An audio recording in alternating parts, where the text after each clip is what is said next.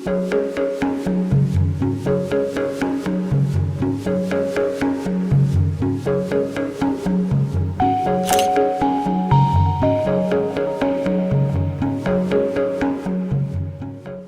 itu bukan soal urusan dapur saja, tapi berkaitan dengan kedaulatan dan fondasi sebuah negara. Kayak yang Bung Karno pernah bilang, persoalan perut adalah soal hidup dan matinya suatu bangsa. Karenanya mau siapapun presidennya, pangan bakal jadi prioritas utama. Nah, itulah yang saat ini dilakukan Presiden Prabowo. Untuk mencapai swasembada pangan, Prabowo sudah punya rencana, yakni mencetak 3 juta hektar sawah. Tapi jauh sebelumnya, di masa Orde Baru, Presiden Soeharto juga pernah mengeluarkan kebijakan serupa, yakni cetak sawah baru.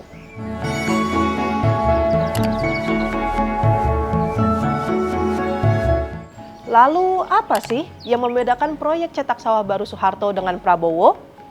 Inilah historia bisnis.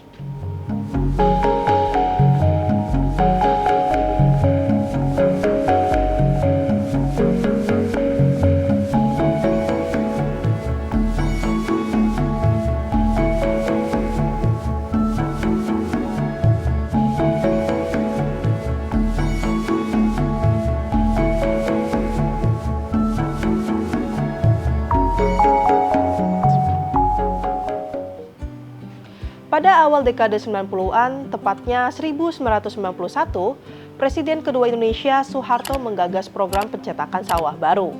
Program ini salah satu upaya Soeharto untuk memperkuat kesediaan pangan nasional. Kala itu pemerintah RI memang sedang berupaya mengimbangi penurunan produk beras nasional yang terjadi akibat alih fungsi lahan sawah di Pulau Jawa. Percetakan lahan sawah baru di dalam dan keluar Pulau Jawa pun jadi solusinya. Seperti yang sudah kita ketahui, Soeharto punya koneksi dekat dengan konglomerat yang pasti dilibatkan dalam setiap program pemerintah, tak terkecuali cetak sawah baru ini. Jadi di awal-awal program digagas Soeharto, para konglo diminta menghadap Wardoyo, Menteri Pertanian saat itu. Beberapa taipan yang menghadap itu ada William Suryajaya dari Astra Group, Eka Cipta Wijaya dari Sinarmas, kemudian Bos Barito Prayogo Pangestu, dan Sukanto Tanoto pemilik Raja Garuda Mas.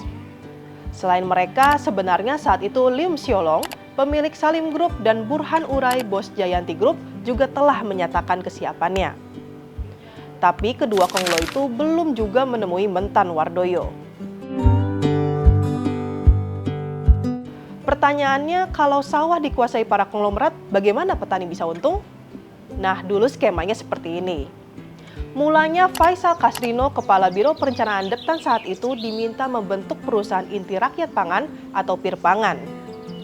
Pirpangan dibuat supaya petani dapat keringanan mengangsur pembelian sawah yang dicetak konglomerat semacam skema KPR. Tapi skema ini malah ditolak oleh mentan Wardoyo, bosnya Faisal Kasrino. Bagi Wardoyo, urusan pangan adalah urusan yang menyangkut hajat hidup banyak orang, sehingga nggak boleh dikuasai sepenuhnya oleh swasta. Nah, saat itu mentan telah membuat suatu rumusan sendiri tanpa mengabaikan para konglo, yakni pola cetak sawah baru dengan sistem bagi hasil. Jadi, supaya petani bisa memiliki sawah baru cetakan para konglomerat, mereka harus menerapkan sistem bagi hasil selama 15 tahun.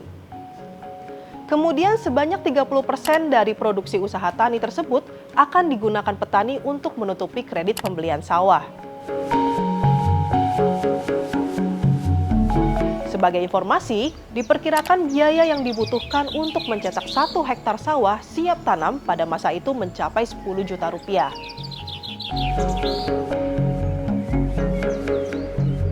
Mengacu pada pemberitaan Harian Bisnis Indonesia November 1992, BPS menyebut produksi padi nasional periode Januari hingga Agustus 1952 tercatat 39,7 juta ton gabah kering giling atau GKG atau meningkat 8,18% dibandingkan dengan periode yang sama 1991 sebesar 36,6 juta ton GKG.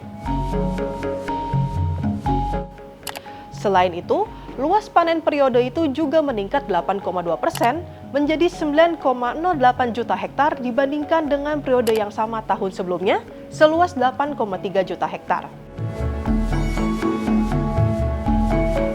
Lalu, apakah skema yang sama akan dilakukan juga? Dan apakah akan menjadikan Indonesia swasembada beras lagi? Kita tunggu saja.